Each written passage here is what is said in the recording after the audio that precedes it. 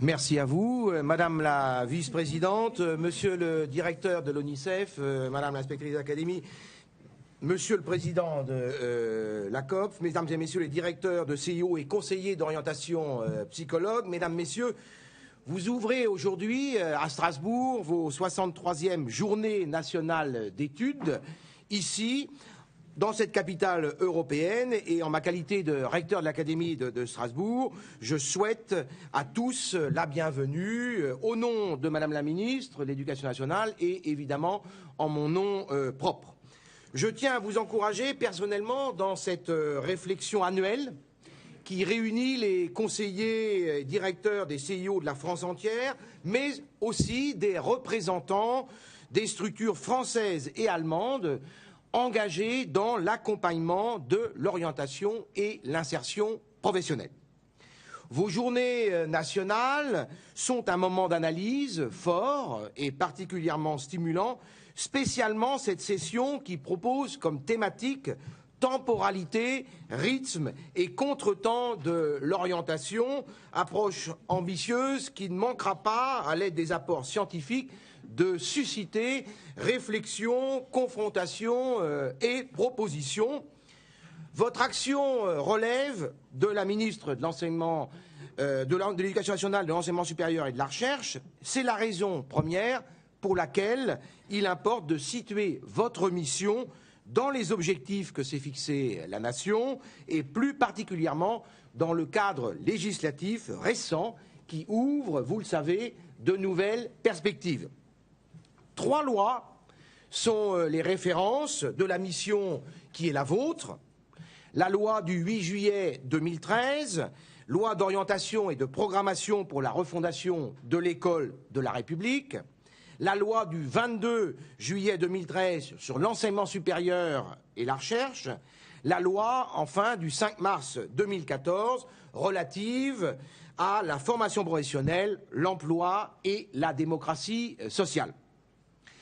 Le point convergent de ces 3 lois, c'est cette ambition républicaine de parvenir à enrayer les sources de l'inégalité dans l'accès à la formation, formation qui reste le fondement même de la condition pour accéder à une place dans la société d'aujourd'hui et de demain.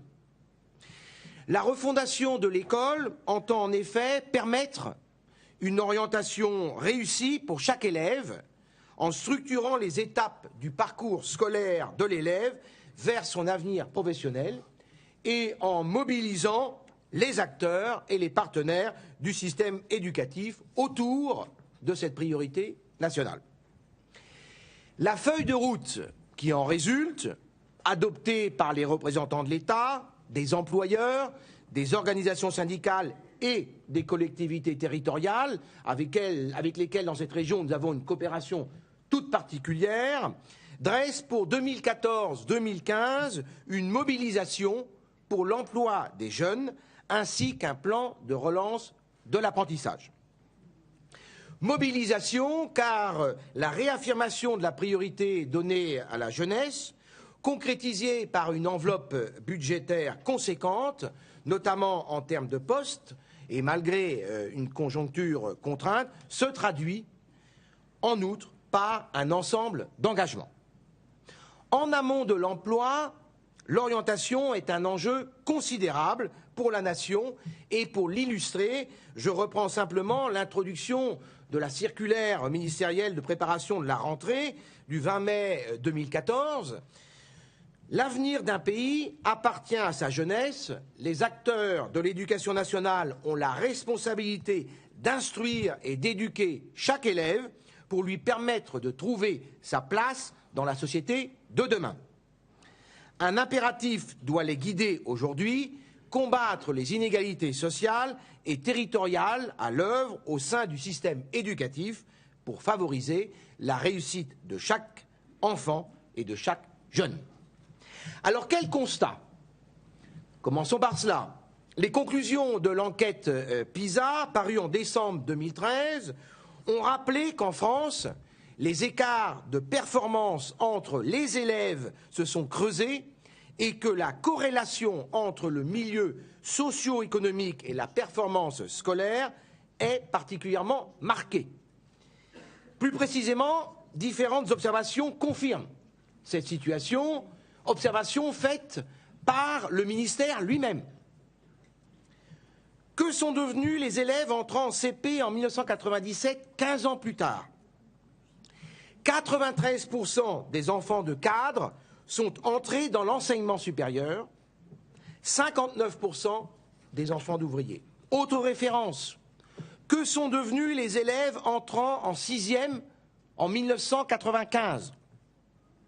75% des enfants de cadre ont obtenu un diplôme de l'enseignement supérieur, moins de 25% pour les enfants d'ouvriers.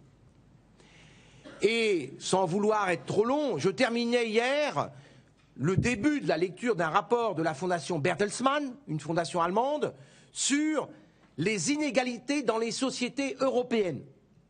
Je n'ai pas encore achevé cette lecture, mais je ne peux que vous y inciter, car cela va dans le même sens. La France et son pessimisme sont, entre autres, liés à cette difficulté qu'a l'école de promouvoir ce que l'on appelle l'ascenseur social. C'est une de nos difficultés. Et donc, cela doit nous inciter collectivement à y réfléchir. Et donc, cela conduit également à exhorter à une véritable refondation de l'orientation, car nous voyons que personne, aucun responsable en tout cas, ne peut se satisfaire de telles données. Je relèverai donc ici 5 nouveaux défis en les illustrant par des exemples de mise en œuvre, vous ne m'en voudrez pas, dans l'Académie de Strasbourg dont j'ai la charge. Premier axe, le parcours de formation de l'élève. Le parcours des jeunes doit être construit avec eux, et en tout cas, l'orientation ne peut plus être subie. Plusieurs expérimentations sont en cours au niveau national, auxquelles l'Académie de Strasbourg contribue amplement, en ne se contentant pas de décliner, mais en suscitant même des expérimentations allant encore plus loin. L'expérimentation du choix donné à la famille de la décision d'orientation. Dans l'Académie, 9 collèges sont engagés dans cette démarche. Le choix décalé de la spécialité dans la voie professionnelle.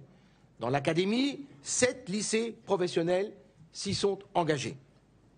L'anticipation de l'affectation et l'accompagnement vers l'apprentissage. La prise en compte de dimensions d'acquis personnels pour rendre plus équitable la procédure d'affectation. Dans tous les lycées professionnels de l'Académie, ce dispositif est mis en place. Deuxième axe, l'évaluation de l'élève. Il importe de faire évoluer les pratiques en matière d'évaluation des élèves afin d'éviter que l'évaluation ne soit vécue par l'élève et sa famille comme un moyen de classement, de sanction ou bien réduite à la seule notation. Cela ne veut en aucun cas dire que l'ensemble de l'institution renonce à la notation, mais il y a une relativisation qui mérite d'être mise en œuvre et cela implique une réflexion globale sur le lien entre évaluation, notation et ce que l'on appelle évaluation des compétences. Les établissements sans note donc, 28 collèges et 3 lycées généraux et technologiques de l'Académie expérimentent ces dispositions. La généralisation progressive de l'évaluation par compétences des élèves de la voie professionnelle. Là encore, dans l'Académie, 28 établissements sur 44 sections ou lycées professionnels sont concernés. La prise en compte de compétences dites informelles, en tout cas non formelles, notamment dans le cadre de l'expérimentation Folio, support mis en œuvre avec le concours de l'ONICEP. Dans l'Académie, cela concerne 13 collèges et 1 lycée professionnel. Troisième grand axe, et là, nous allons accueillir prochainement la ministre de l'Enseignement supérieur et de la Recherche et nous aurons l'occasion d'en discuter avec elle, et les classes post-bac, et l'université, et les directeurs d'IUT que je réunis régulièrement, la préparation des lycéens au post-bac. Concrétiser la démarche du bac-3 à bac+3 pour rendre plus équitable l'accès à l'enseignement supérieur, c'est un objectif de fond. Conduire 50% d'une génération au premier diplôme d'un cursus de l'enseignement supérieur passe par une politique appropriée. Et vous le savez, la loi du 22 juillet 2013 a prévu des priorités. Favoriser l'accès des bacheliers professionnels dans les sections de techniciens supérieurs et des bacs technologiques dans les IUT. Encourager les passerelles, permettre la reconnaissance des acquis, c'est le principal objet des conventions qui seront signées cette année entre les lycées et les établissements de l'enseignement supérieur. Surtout, faire en sorte que l'élève, dès la classe de seconde, soit accompagné dans la progression des connaissances qu'il doit acquérir progressivement sur l'emploi, les études supérieures, afin de choisir en connaissance de cause le moment venu. Ce n'est pas trop tardivement, uniquement en terminale ou en première, que les choses se décident. Maintenant, c'est un acquis de la recherche, un acquis de psychologue que vous êtes, à savoir, dès le collège, nous devons engager une réflexion sur le devenir de ces élèves. Quatrième axe, la compétence à s'orienter, liée avec le point précédent que je viens de développer. Il est fini donc le temps où ce n'était qu'à la fin d'un cycle, alors ou en troisième ou en terminale, qu'il s'agissait de réfléchir à un choix d'orientation. La démarche doit être continue pour construire les repères indispensables. C'est une véritable construction de parcours à laquelle nous avons affaire. L'école doit conduire à acquérir la compétence savoir s'orienter. Compétence nécessaire dans l'enceinte scolaire, mais aussi bien au-delà, tout simplement dans la vie tout court, dans la vie professionnelle.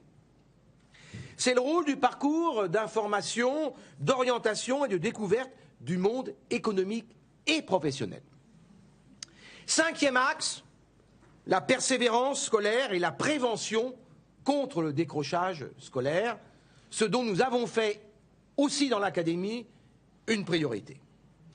L'abandon scolaire est un facteur important d'exclusion sociale et professionnelle. Il doit donc être prévenu à toutes les étapes de la scolarité. L'objectif national et européen consiste à réduire les sorties sans diplôme du système éducatif et permettre au plus grand nombre d'élèves d'accéder à un diplôme et à un niveau suffisant de qualification. J'ajouterai un point qui n'était pas prévu dans mon discours, mais qui est issu de ma lecture d'hier soir non achevée. L'une des forces du modèle allemand actuellement, je lisais ce petit encadré sur l'Allemagne, est entre autres due au fait que dans les 5 dernières années, ils ont mis l'accent dans la lutte contre le décrochage scolaire. Et le nombre de décrocheurs scolaires a diminué de 30%. C'est considérable. Alors que c'était, pendant très longtemps, un système très sélectif, avec des élèves orientés très tôt, ce qui a fait d'ailleurs l'objet de critiques au sein même de la société allemande. Et maintenant, ce qui était pendant un certain temps une forme de handicap au sein de la société allemande est devenu une force, parce que les Länder ont décidé d'un commun accord autour de ce qu'on appelle la conférence des ministres de l'éducation, puisqu'il y en a 16, comme vous savez. Bon, c'est tout de même intéressant. Et les meilleurs spécialistes de l'Allemagne considèrent que c'est une des réussites de leur économie. Cela doit nous inciter aussi à la réflexion et il faudra qu'on se revoie pour que l'on puisse parler de ce rapport Bertelsmann une fois que j'en aurai terminé la lecture. En tout cas, voici les 5 défis majeurs au cœur de la politique d'orientation. Au seuil de ces journées d'études qui vous amèneront à réfléchir sur votre métier, sur les compétences qui sont à développer chez vous, et je sais que beaucoup de questions se posent au sein même de votre profession. Si pour ma part, je devais vous en poser une seule, au regard de l'obligation de résultat que l'école de la République a en matière de réduction des inégalités, ce serait celle-ci. Quelle est votre responsabilité auprès des élèves? Comment la concevez-vous? Auprès des parents, auprès des équipes éducatives, auprès de vos hiérarchies? Quelle part devez-vous prendre dans cette obligation de résultat? Car nous avons tous une obligation de résultat, et je ne le cesse de le dire d'ailleurs à mes propres collaborateurs, et je le répète ici bien volontiers, l'éducation nationale ne doit jamais avoir peur de cette notion d'évaluation et de performance. Et je vous propose donc 3 pistes. La révolution de l'information.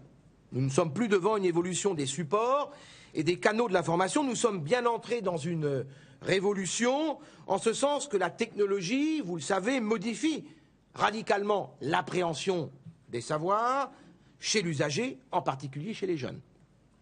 Or, l'information sur les métiers et les formations, la marque de l'ONICEP, dont je salue ici encore bien volontiers le directeur, est au cœur de notre accompagnement des jeunes. Quelles conséquences en tirer? Deuxième piste, la responsabilité pédagogique et éducative de l'établissement. Au collège comme au lycée, le parcours individuel d'information, d'orientation et de découverte du monde économique et professionnel ne s'improvise pas au gré des événements, des interventions, des interlocuteurs ou des actions d'information.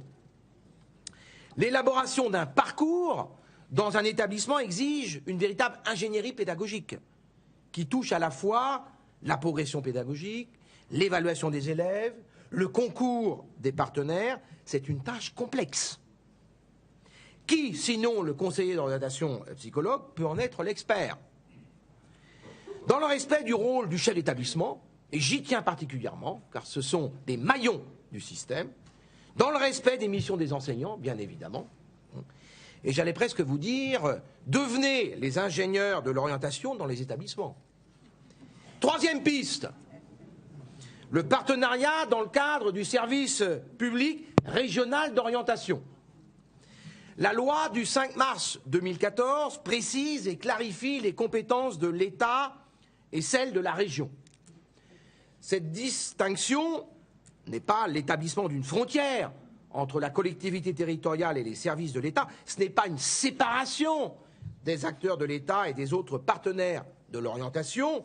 Dans le cadre de l'orientation tout au long de la vie, les principes de cohérence et de mutualisation des moyens, de stratégie commune, de recherche d'efficacité dans l'utilisation de ces moyens, la prise en compte de l'aménagement des territoires en matière de services pour l'orientation tout au long de la vie sont autant de raisons qui nous conduisent à travailler ensemble. Et c'est pour moi encore l'occasion de saluer ici l'étroitesse de la coopération, alors à titre personnel c'est une chose, mais aussi sur nos thématiques communes entre le président de la région Alsace et le recteur d'académie que je suis, et aujourd'hui à travers la présence de Madame la vice-présidente, également répondant toujours présent lorsqu'il s'agit de sujets aussi fondamentaux que l'orientation, sujet sur lequel elle a beaucoup travaillé avec le chef du service académique d'orientation de notre académie. D'ailleurs, la charte que je signerai le 13 octobre prochain avec le président Richert, fruit d'une coopération particulière entre le rectorat et la région, sous la responsabilité donc de Madame Calderoli, est l'exemple d'une dynamique nouvelle. Cette charte nous engage pour les années à venir à travailler ensemble dans le cadre du service public régional de l'orientation. Maintenant que les responsabilités sont claires, quel partenariat pour vous, conseiller et directeur des CIO? Le conseiller d'orientation psychologue ne peut travailler seul, c'est une évidence. Quels moyens mettre en œuvre pour que votre fonction s'inscrive dans une nouvelle dynamique éducative, pédagogique, partenariale, afin d'être une ressource efficace pour les jeunes face aux défis de notre siècle? Au final, ma présence parmi vous ce matin marque l'engagement institutionnel du ministère et aussi du recteur d'académie que je suis, afin de répondre aux attentes des jeunes, de leurs familles et du monde économique et professionnel, quant à une orientation professionnelle réussie. Face à ces défis, vous êtes mobilisés et je vous en remercie. Nous avons un défi commun à relever et ce n'est qu'ensemble que ce défi pourra être relevé. Et pour vous dire l'importance que j'attache à cette dimension, j'ai proposé d'ailleurs à la ministre de l'Enseignement supérieur et de la Recherche d'organiser son déplacement prochainement autour de cette notion de l'insertion professionnelle. Merci à vous, merci à Madame la vice-présidente de la région et je vous souhaite de bien continuer sur ces thématiques qui sont absolument indispensables à traiter dans notre système dont nous avons tous la charge. Merci et bon courage.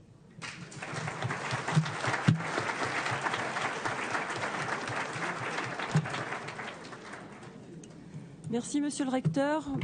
Je passe la parole à Madame Calderón-Lillotte.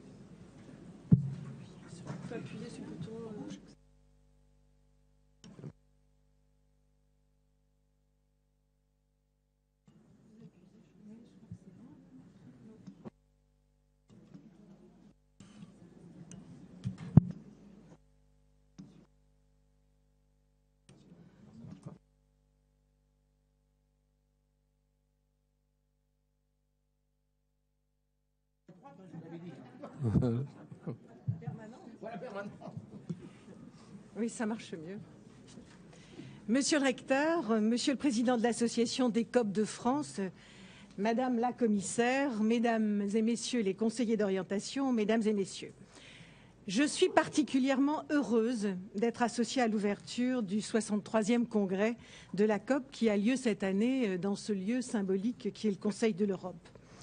Quand je le dis, c'est avec vraiment beaucoup de sincérité et c'est pour moi un grand honneur d'être là en tant que vice-présidente du Conseil régional qui en charge la formation professionnelle. Je dirais que ma présence aujourd'hui, à vos côtés, monsieur le recteur, atteste des très bonnes relations qui se sont tissées au gré de nos échanges depuis de nombreuses années. Ce que je voudrais d'abord, c'est, avant de vous expliquer pourquoi ces relations sont si bonnes, vous souhaiter à tous la bienvenue aux membres de l'éducation nationale, aux services universitaires, aux missions locales, au Pôle emploi, aux représentants des fédérations de parents d'élèves. Alors, je ne sais pas si elles sont présentes. En tout cas, on m'a dit qu'il y avait la présence des parents d'élèves, ce qui me semble utile dans le thème de l'orientation. Et aux partenaires, vous l'avez dit, monsieur le recteur, d'Outre-Rhin. Et ça aussi, c'est une spécificité importante de notre région.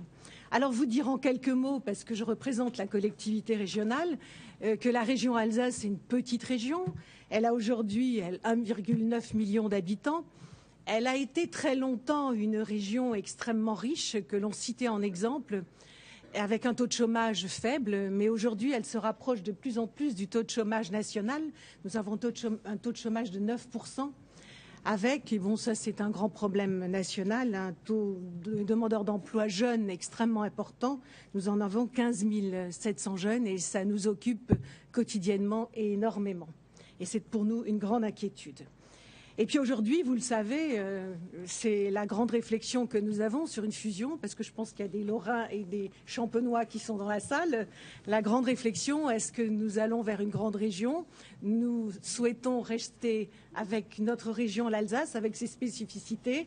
Et nous avons voté, toutes collectivités confondues, il y a quelques jours, ce souhait de rester alsacien, de rester sur notre région. Le cas échéant, nous serions ouverts à l'arrivée de la Lorraine en rêvant d'une grande région frontalière qui associerait la Suisse, l'Allemagne, la Belgique et le Luxembourg. Donc ça serait avec un recteur commun.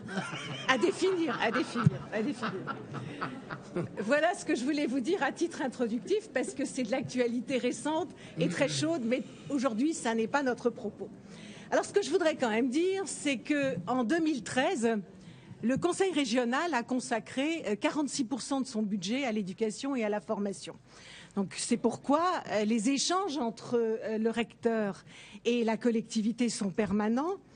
Et je ne grossirai pas le trait en les qualifiant d'exemplaires, notamment en matière de bilinguisme. On a fait une belle avancée, nous travaillons beaucoup ensemble, d'apprentissage transfrontalier. Et bien évidemment, et c'est la raison essentielle de ma présence, dans le domaine de l'orientation. Alors, je pourrais vous parler aujourd'hui, alors j'ai regardé le titre, temporalité, rythme et contretemps de l'orientation, parce qu'on m'a toujours dit qu'en politique, pour être écouté, il faut parler de ceux à qui l'on s'adresse. Donc, je pourrais vous en parler longuement, mais j'ai l'impression que je n'ai pas la science suffisante ni les connaissances suffisantes par rapport à un certain nombre d'intellectuels qui vont s'adresser à vous. Donc, ce que je voudrais vous dire, c'est l'histoire de ce qui m'amène aujourd'hui ici, qui est, et vous l'avez déjà évoqué, Monsieur le Recteur, la signature de la charte sur l'orientation. Alors, c'est une histoire qui a commencé il y a bien longtemps, histoire à laquelle je veux associer Monsieur Perc, et qui, vous en souvenez, a démarré dans le cadre d'un GIP qui s'appelait Univers Métiers. Et à l'époque, nous nous retrouvions avec le SGAR assez régulièrement, qui était très impliqué, et nous discutions avec tous les partenaires de l'orientation, qui, vous le savez, sont quand même très nombreux. Il y a bien sûr vous, les conseillers d'orientation, mais il y a les chambres consulaires, il y a le Pôle emploi, il y a les missions locales, et toutes ces institutions se retrouvaient autour d'une table. Je ne vous dis pas. Les discussions que nous avons eues, les réflexions que nous avons eues, un véritable on s'est vraiment apprivoisé parce que chacun avait son idée et chacun voulait garder ses dispositifs. Et au fil du temps, après discussion, on a mis en place un certain nombre d'éléments. Ce GIP Univers s'est vu disparaître parce qu'à l'époque, le préfet ne voulait plus financer ce GIP Univers Métier, trouvant sans doute que les palabres étaient assez longues et qu'il fallait qu'il y ait une concrétisation. Lorsque ce GIP a disparu, comme toujours quand quelque chose disparaît, vous avez les nostalgiques. Et dans toutes les réunions qui en ont suivi, eh bien, on nous disait toujours « Ah là là, mais pourquoi le GIP Univers Métier a disparu ?» Ce qui fait qu'on s'est dit « Mais finalement, c'était quand même quelque chose d'intéressant, de précurseur, il faudrait le faire renaître. » Et au moment de la signature du contrat de plan, nous étions quelques obstinés qui avons dit, en ce qui me concerne, j'ai dit au président, on ne peut pas signer ce contrat si nous ne mettons pas derrière ce contrat une charte sur l'orientation, qui est le fruit d'un très très long travail. C'est pourquoi, et vous en souvenez, a été signé le contrat de plan. Vous savez que c'est la région qui met en charge un contrat de plan dans le domaine de la formation professionnelle, et annexé à ce contrat de plan la charte sur l'orientation. De cette charte sur l'orientation est né un conseil de l'orientation qui a donné lieu à 2 groupes de travail, l'un qui était à l'époque présidé par la Directe dans le cadre des services publics de l'orientation et l'autre par la région dans le cadre de la mise en œuvre des outils de l'orientation. Et un travail a eu lieu.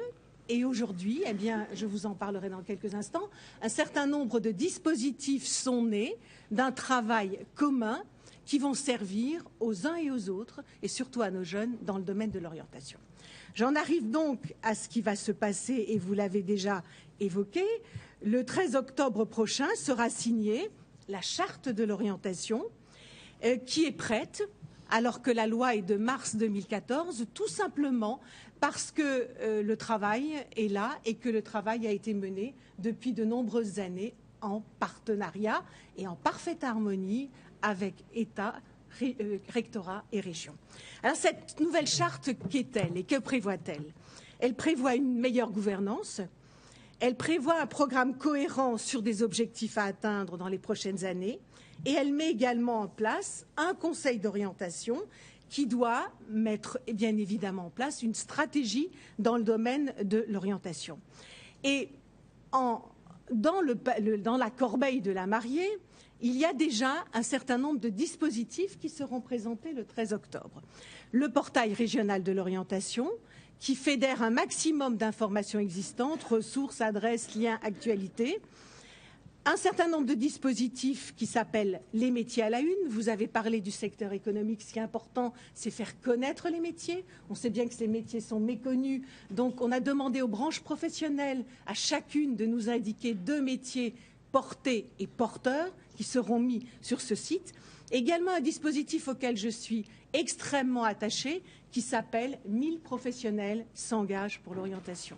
Nous savons qu'aujourd'hui, les jeunes ont des difficultés à trouver des lieux de stage, que souvent ils trouvent le voisin, le copain du copain à qui ils peuvent aller en stage. Donc ce que nous souhaitons, en accord avec le rectorat, c'est avoir un dispositif où les entreprises vont ouvrir leurs portes, où elles vont s'associer à l'orientation. Ça s'appellera 1000 professionnels s'engagent pour l'orientation. Voilà, c'était un petit peu l'histoire de ce GIP Univers Métier qui est devenu charte de l'orientation, de la loi que vous connaissez de mars 2014, qui nous permet, parce que nous avons travaillé considérablement en amont, de signer immédiatement cette charte sur l'orientation. Donc je voulais vous présenter cette démarche alsacienne. Encore une fois, elle est le fruit d'années de travail. Je crois pouvoir dire qu'elle est exemplaire, qu'elle est unique. Elle a largement anticipé la loi du 5 mars 2014 et surtout, à mon sens, elle a l'énorme avantage d'englober l'orientation dans ce qu'elle doit être, c'est-à-dire une orientation tout au long de la vie qui commence dans la formation initiale mais qui va continuer tout au long de la vie dans la formation continue. Elle est aussi le fruit, me semble-t-il, d'une profonde conviction partagée qu'il n'existe de bonne formation et d'insertion réussie qu'après un travail approfondi sur l'individu, sur soi-même, mais aussi sur l'environnement économique. Tout au long de ces heures de travail passées au service de l'orientation, je n'ai cessé d'avoir en mémoire une phrase d'un empereur chinois. Alors écoutez-le. Vous me demandez quelle est la plus belle mission ici-bas. C'est prendre une petite fille par la main. J'ajouterai un petit garçon. J'ajouterai un homme, une femme. Nous sommes dans l'orientation tout au long de la vie.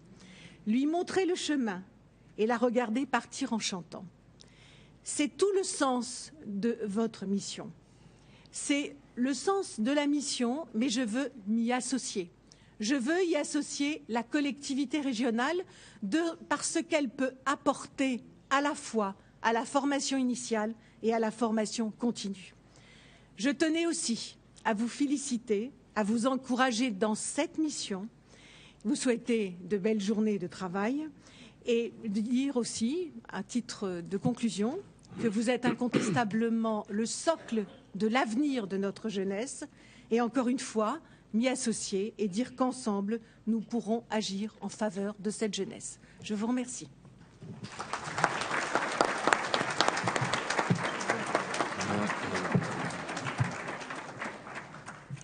Merci Madame la Vice-présidente. Je passerai la parole à Dominique Ocard pour l'allocution d'ouverture des JNE. Merci Monsieur le recteur, Madame la Vice-présidente de la région, Mesdames et Messieurs, chers collègues, chers amis, je voudrais moi aussi à mon tour vous dire toute la fierté et tout le bonheur que j'ai d'être dans cette salle symbolique. Et je suis très fier d'ouvrir ici ces 63e Journée nationale d'études de la COF. Je commencerai par quelques mots de remerciement et surtout par saluer très chaleureusement l'équipe qui a organisé ces Journées nationales d'études, puisque, vous le savez, ils ont commencé très tard, ils se sont investis de façon formidable et ça permet sans doute, et j'en suis convaincu, un congrès qu'on retiendra dans nos annales. Je tiens à les féliciter pour le travail qu'ils ont accompli. Alors, bien évidemment,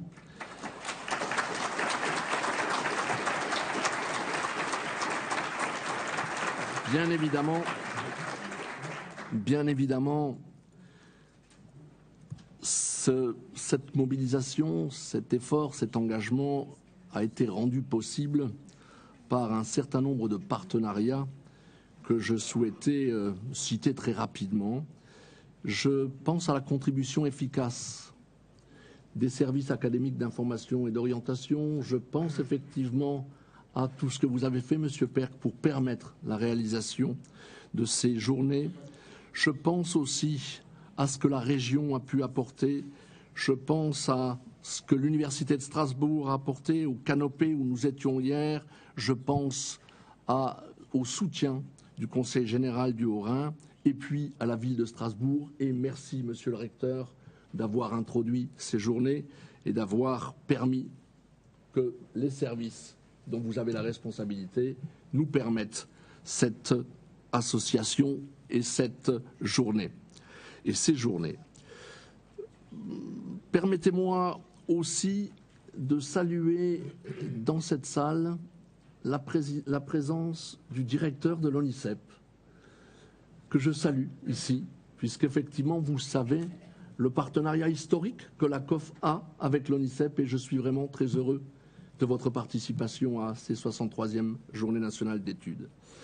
De manière peut-être un petit peu plus émue, je voudrais saluer la présence dans cette salle de Denise Guyot, une fidèle des congrès de la COF, qui a aujourd'hui, et je peux le dire Denise, plus de 100 ans, et qui effectivement est une grande figure de l'orientation. Denise Guyot, qui est là-bas, voilà. Denise, on ne vous voit pas, alors bon, voilà.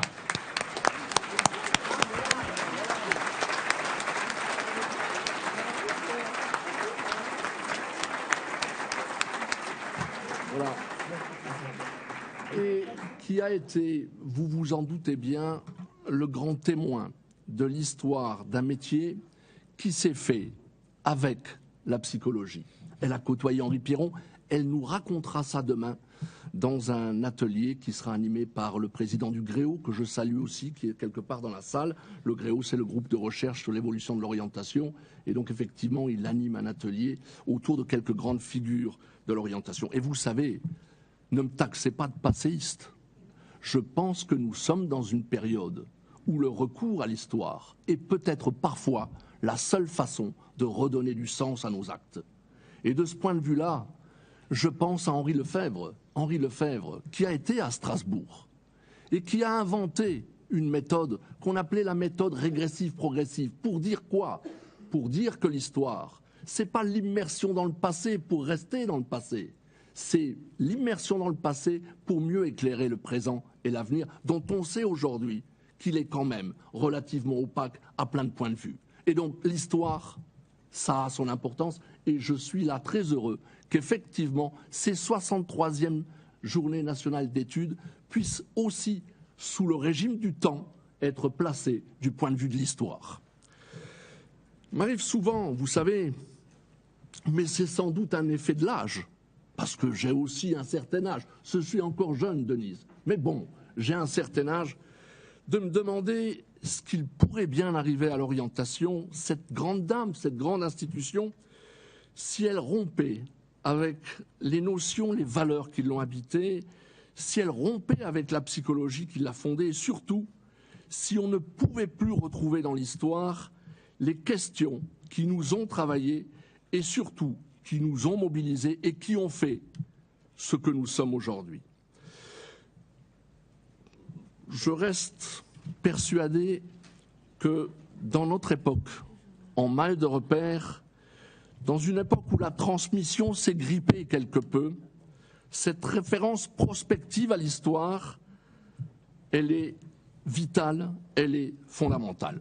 Je vais m'arrêter là avec ces propos peut-être un petit peu généraux. Venons à nos 63e Journées nationales d'études de la COF. Nous nous apprêtons effectivement à aborder un thème universel et à plusieurs égards fondamental dans le champ de l'éducation et de l'orientation. La thématique du temps, ce temps dont nous ne cessons de dire, nous les gens occupés et parfois suroccupés, qu'il nous manque, ce temps-là, nous l'examinerons dans des conférences, lors des tables rondes et des discussions que nous pourrons avoir.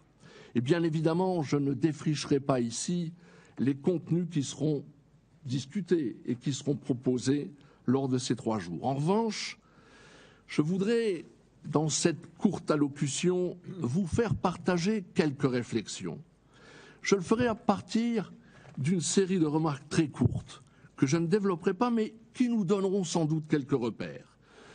Comme président de la COF, vous en doutez sans doute un peu, j'emploierai un ton qui contrastera peut-être un petit peu avec la positivité normale des références juridiques et officielles qui viennent de nous être rappelées. Mais là, je suis dans mon rôle de président et quelque part, c'est aussi une logique citoyenne que j'entends faire circuler parmi vous.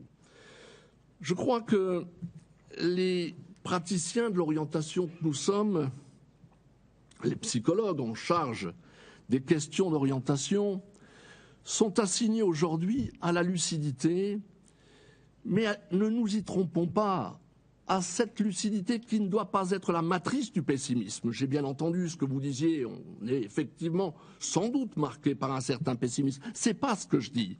Non, la lucidité comme la condition d'un optimisme de la volonté qui reste une exigence éthique vis-à-vis de l'avenir. C'est de ça dont je parle. Ma première remarque, je la formulerai ainsi. L'orientation est au carrefour de l'économique, du social et de l'éducatif. Mais plus que cela, elle est devenue non seulement l'objet de plein d'enjeux qui viennent d'être rappelés, mais aussi l'objet de toutes les convoitises, de toutes les manipulations, de tous les malentendus et parfois même de toutes les simplifications. Dans ces drôles de jeux, les thèmes de l'économie, de la société de la connaissance, du capital humain, de la compétitivité, de l'esprit d'entreprise, en vue d'améliorer l'employabilité, forment ce que j'appellerais un bruit de fond qui impose ses préconisations et trace par avance le cadre de toutes les réformes et de toutes les évolutions qui viennent de nous être rappelées. De ce point de vue, l'orientation, et spécialement l'orientation initiale, est entièrement repensée du seul point de vue de l'emploi, et je ne rentrerai pas là dans une discussion que nous pourrons avoir.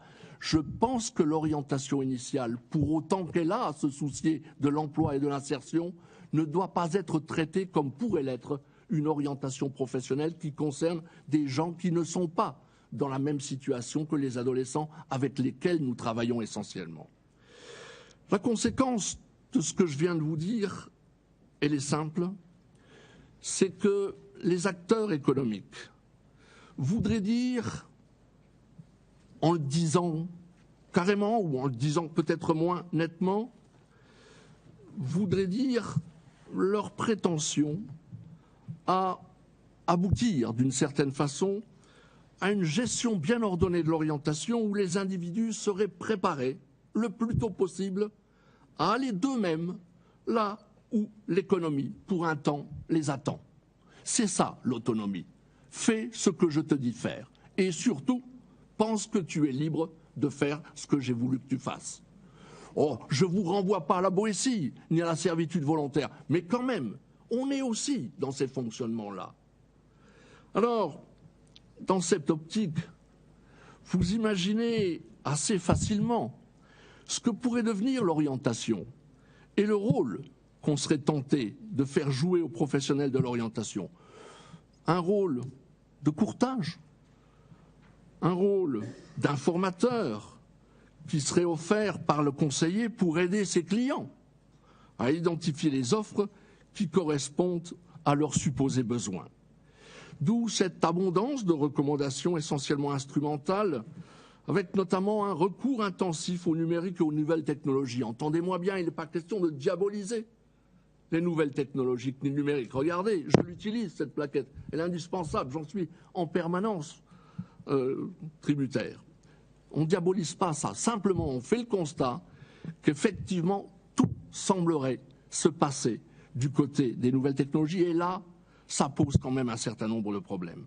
Le problème, c'est que le modèle économique actuel, qui imprime sa marque sur l'orientation, fabrique davantage d'exclusion et de précarité qu'il ne crée d'emploi et génère une forme de désespérance rarement atteinte chez les jeunes en particulier. C'est vrai, c'est pessimiste ce que je dis là, mais je crois qu'il faut le dire. Je ne reviendrai pas ici sur la crise que nous traversons en ce moment. Il n'y a pas un jour à la radio ou dans les journaux ou à la télé où il n'est question de désenchantement, de défaillance généralisée. Dans certains territoires, et vous le savez bien, les directeurs de CIO, les conseillers d'orientation psychologues, et puis les autres aussi, vous le savez bien, Beaucoup de jeunes ont décroché. La désespérance s'est installée. Beaucoup de jeunes ne croient plus en les institutions et sont à ce point désabusés qu'ils en deviennent inaccessibles à toutes les formes de raisonnement qu'on peut leur proposer. Les jeunes, et vous le savez, là aussi, je ne donnerai pas de chiffres, paient un lourd tribut à la crise.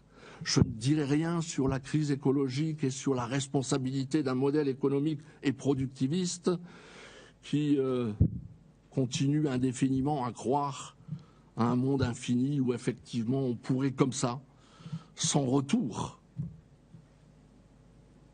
exploiter la planète. Je n'en dirai pas grand-chose et même rien. J'en parlais l'année dernière au Congrès international d'orientation de Montpellier. En tout cas, dans ce contexte déprimé, et ce sera ma deuxième remarque, plus il y a de difficultés à s'insérer, plus il y a de difficultés à trouver un emploi, plus on voudrait nous faire croire qu'une contribution moderne et efficace à la lutte contre l'exclusion, le chômage, la précarité, serait une affaire de méthode, d'outils et de bonne communication. Je le dis tout net, c'est pas vrai, complètement, en tout cas, c'est même plutôt une illusion qui est sans doute un bon analyseur, un bon indicateur de l'émergence de cette volonté à vouloir administrer techniquement l'humain. Sociologue Vincent Merle, dont je parlais encore hier soir avec quelques-uns d'entre vous et qui est décédé il y a 2 ans, je crois, disait, non sans quelques provocations, que, paradoxalement, l'orientation n'est jamais aussi nécessaire, je le cite, que dans les circonstances où elle est la plus inopérante, c'est-à-dire lorsque le déficit d'emploi laisse un grand nombre de jeunes sans perspective professionnelle solide ou avec des petits boulots qui ne leur permettent pas de construire dignement leur vie. C'est là toute l'ambiguïté d'une orientation qui, à défaut de pouvoir ouvrir des perspectives, ne serait plus que l'instrument d'une politique d'assistance auprès de certaines personnes fragilisées, une sorte d'aide sociale destinée non pas à insérer, mais à contenir le mécontentement et à assurer autant que faire se peut la paix sociale. Vous voyez là mes références à Robert Castel, entre autres. Troisième remarque, elle concerne la manière dont nous sommes de plus en plus impactés par un vocabulaire et une langue qui n'arrivent plus à dire le réel, qui n'est plus véritablement prise avec lui, ou pire, qui, croyant le dire et le comprendre, affirme qu'il est ce qu'elle dit. Je crois qu'en linguistique, il y a une fonction pour désigner ce processus par lequel ce que je dis de la réalité, c'est la réalité telle qu'elle est. Je ne sais plus comment s'appelle cette fonction. On pourrait presque aller jusqu'à dire que la représentation experte ou technicienne du monde procède d'une sorte, j'emprunterai ce terme-là à Michel Foucault, procède d'une sorte de gommage anthropologique de la souffrance humaine et de la misère sociale. De ce point de vue, je pense qu'il est urgent de renouer avec la langue commune, de donner toute sa place au récit, à la parole, à la pensée, faute de quoi c'est peut-être bien le monde que nous avons en commun que nous risquons de perdre, faute de quoi ce sont peut-être bien aussi les machines expertes de l'information qui pourraient bien décider à la place des gens en leur prescrivant les conduites attendues et les décisions à prendre. Et de ce point de vue-là, je vous renvoie à un excellent petit livre d'Éric Sadin qui s'appelle « L'humanité augmentée ». Il montre bien comment les algorithmes qui composent toutes ces machines ne sont pas construits de manière neutre et seulement technique. Elles obéissent à des critères et elles amènent l'individu là où effectivement ils sont attendus. Venons-en enfin à l'essentiel, et ce sera ma 4e et dernière remarque. L'exercice de la psychologie en milieu scolaire. Vous le savez, l'annonce d'un corps de psychologues de la maternelle à l'enseignement supérieur vient d'être faite. Il en sera question dans les discussions que nous aurons, il en sera question vendredi après-midi, puisque Jean-Pierre Bellier, qui était en charge de ce dossier, qui l'est toujours, je crois encore, viendra nous dire où est-ce que ça en est. Mais vous le savez, nous avons fait des communiqués à ce propos. Il y a, de façon très probable maintenant, l'idée d'un corps de psychologues de l'éducation nationale, et je m'en réjouis. Et je n'insisterai pas particulièrement sur les débats que ça peut susciter. Je voudrais simplement dire ici, et avec force, le fait d'être psychologue, c'est pas un archaïsme, c'est pas une sorte de retour en arrière, comme j'ai pu parfois l'entendre dire. Qui pourrait nier l'apport de la psychologie et des psychologues à la compréhension des processus psychologiques en jeu au moment d'un choix d'orientation ou de la formulation d'un projet? Ce n'est pas à vous que j'apprendrai que l'énonciation d'un projet d'étude, l'énonciation d'un projet professionnel, à un moment donné, peut remplir une fonction particulière dans le développement psychologique d'un jeune. Cela peut traduire un besoin d'identification, un besoin de conformité, un besoin d'opposition.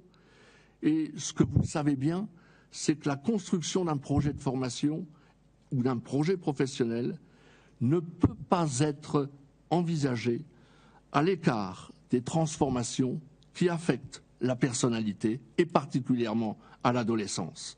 C'est parce que l'orientation initiale, la première orientation comme on dit, est partie prenante du développement cognitif, affectif, social du jeune, que la mission première des conseillers d'orientation psychologue est de contribuer au développement humain de la personnalité des adolescents en s'appuyant sur les entretiens, sur les bilans, sur le suivi, sur l'observation continue, qui sont le propre des activités des psychologues.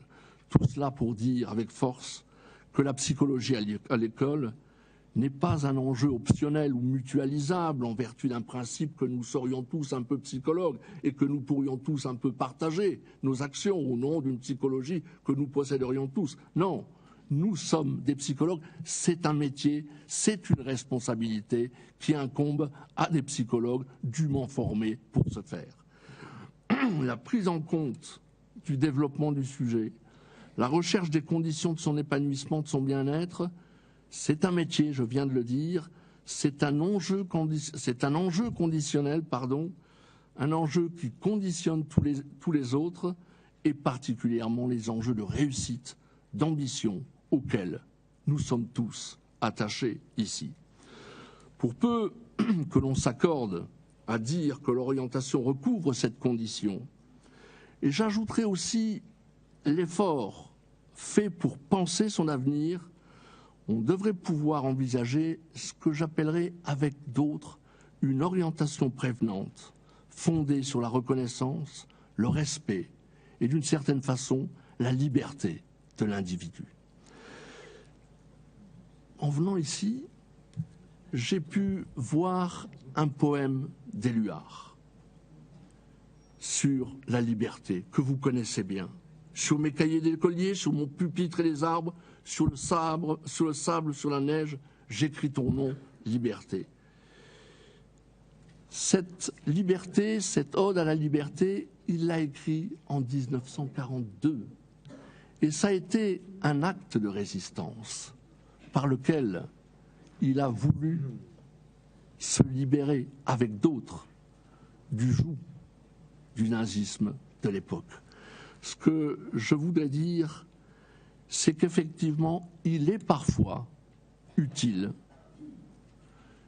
de se dire que les conditions dans lesquelles on nous demande d'exercer notre métier ne sont pas satisfaisantes et qu'il y a peut-être là, par-delà la langue de bois, à s'autoriser une franche colère. Et je crois que ça procède bien, cela aussi, de notre responsabilité éthique. Mes chers collègues, vous l'avez compris, l'orientation ne résoudra pas tous les problèmes du monde. Mais l'orientation peut probablement contribuer à le rendre un peu meilleur. Et j'aimerais vous soumettre cette petite phrase de Cornelius Castoriadis, qui a écrit de merveilleux ouvrages sur l'imaginaire de la société, sur l'instituant.